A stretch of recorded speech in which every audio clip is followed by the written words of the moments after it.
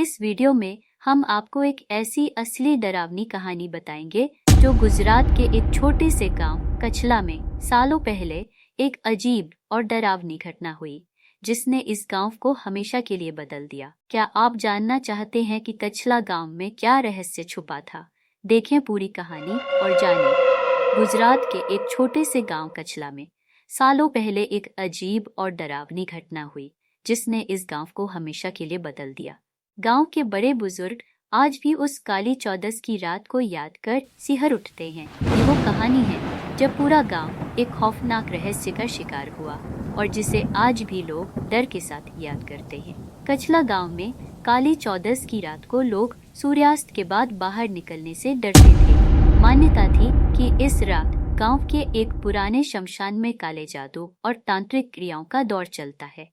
गांव के लोग कहते थे कि इस शमशान में चेतन योगी नामक एक प्राचीन तांत्रिक की आत्मा भटकती है जिसे सदियों पहले गांव वालों ने जिंदा जलाया था क्योंकि वह इंसानों की बलि देकर शक्तियां प्राप्त करने की कोशिश कर रहा था। मरते वक्त चेतन योगी ने श्राप दिया था कि काली चौदस की रात को वह अपनी आत्मा से गांव में लौटेगा और बदला लेगा। कहानी शुरू होती है 1975 की काली चौदस की, जब गांव में अजीब घटनाएं शुरू हुई।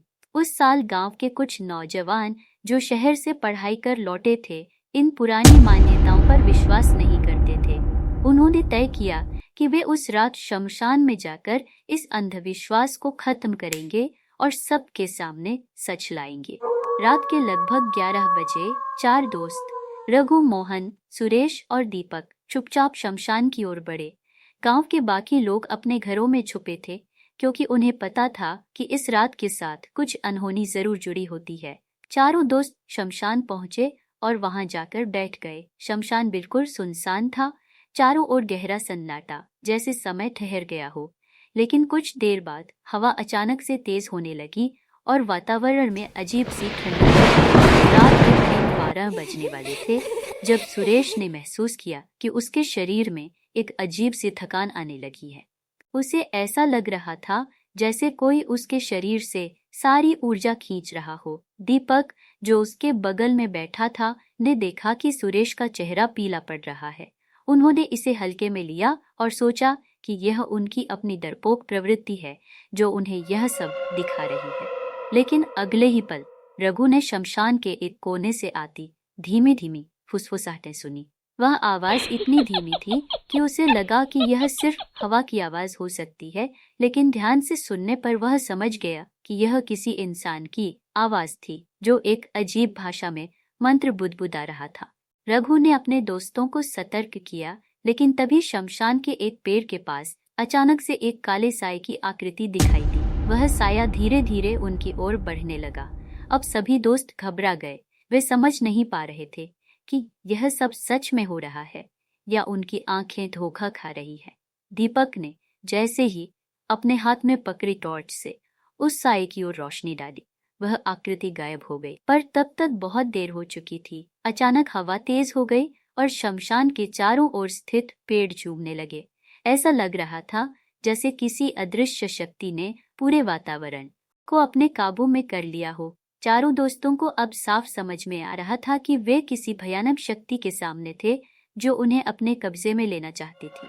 उसी समय शमशान के बीचों बीच एक आग की लपट उठी और उसमें से एक डरावनी आकृति उभरी। वह आकृति चेतन योगी की आत्मा थी जो अब तक गांव वालों के बीच केवल एक कहानी थी। उसकी लाल आंखें चमक रही थी और उसके चेहरे पर एक शैतानी मुस्कान थी। वह धीरे धीरे उनके पास आ रहा था और हवा में उसके कदमों की आवाज सुनाई दे रही थी। मोहन ने दौड़कर शमशान से भागने की कोशिश की, लेकिन जैसे ही उसने बाहर कदम रखा उसकी चीख सुनाई दी। वह अचानक हवा में उठा और फिर जमीन पर गिर गया। उसकी आंखों में खौफ और शरीर में कंपन था। बाकी दोस्तों ने देखा कि उसकी आंखों से खून की कुछ बूंदें बह रही थी। चेतन योगी की आत्मा ने अब अपना बदला लेना शुरू कर दिया था। अगले दिन जब गांव वालों को इस घटना की भनमत जुटाई तो उन्होंने शमशान की ओर जाने की हिम्मत जुटाई। वहां उन्हें मोहन और सुरेश की लाशें मिलीं। दोनों की मौत बेहद भयानक और रहस्यमय तरीके से हुई थी। उनके चेहरे पर खौफ की छाप थी और उनकी आंखों से खून बह रहा था रघु और दीपक को अधमरी हालत में गांव के बाहर बेहोश पाया गया। इस घटना के बाद कछला गांव के लोग उस काली चौदस की रात को कभी नहीं भूले। गांव के बुजुर्गों ने चेतावनी दी कि काली चौदस की रात को शमशान के पास न जाएं और उस रात की शक्ति को चुनौती न दें। आज भी कछला गांव में काली चौदस की रात को कोई घर से बाहर नहीं निकलता। शमशान के पास जाने की तो बात ही दूर है। यह सच्ची घटना एक ऐसा खौफनाक अनुभव बन गई है जो पीढ़ी दर पीढ़ी लोगों को सावधान करती आई है। गांव के लोग मानते हैं कि चेतन योगी की आत्मा अब भी वहां भटकती है और हर काली चौदस की रात को वह वापस लौटती है अपनी तांत्रिक शक्तियों को और मजबूत करने के लिए। यह कहानी केवल डराने के लिए नहीं बल्कि उन अदृश्य शक्तियों की याद दिलाने के लिए है जो हमारे आसपास हमेशा मौजूद रहती हैं और जिनसे हमें सतर्क रहना चाहिए। अगर आप हॉरर फिल्मों के शौकीन हैं और ऐसी डरावनी कहानियों को पसंद करते हैं जो आपके दिमाग पर गहरा असर डालें, तो हमारे चैनल को सब्सक्राइब करें और हमें बताएं, क्या आप किसी ऐसी जगह पर गए हैं जिसने आपको डराया हो।